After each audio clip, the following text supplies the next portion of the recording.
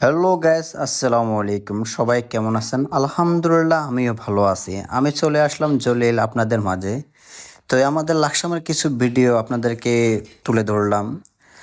লাকসাম দৌলতগঞ্জ মাছ বাজারে চলে আসলাম কিছু মাছ কেনার জন্য।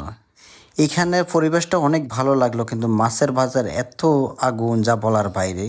তো কিছু মাছ কিনলাম, অবশেষে মাছ কাটার জন্য প্রস্তুতি হলাম, আর যেখানে মাছ কাটা ওইখানে চলে গেলাম। তো ওইখানে মাছগুলো কাটার দেখা দৃশ্যটা আমি না ভিডিও করে ধারণ না করে থাকতে পারলাম না। তো এই শিং মাছগুলো যেমন মাথায় বাড়ি না দিলে অজ্ঞান হচ্ছে না, তারাও কাটতে পারছে না। এর মধ্যে দিয়ে দেখতেছেন বড় ভাই মাছগুলো কাটতে আছে, তেলাপিয়া মাছ অনেক সুন্দর করে নিজের মনে করে, পয়সাও কম নেয় না।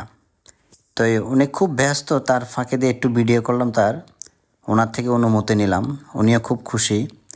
আর দেখতে পাচ্ছেন এর মধ্যে দিয়ে ছোটো ভাইরা শিং মাছগুলো কীভাবে অজ্ঞান করছে মাথার মধ্যে বাড়ি দিয়ে, তারপর এগুলো কাটা হবে।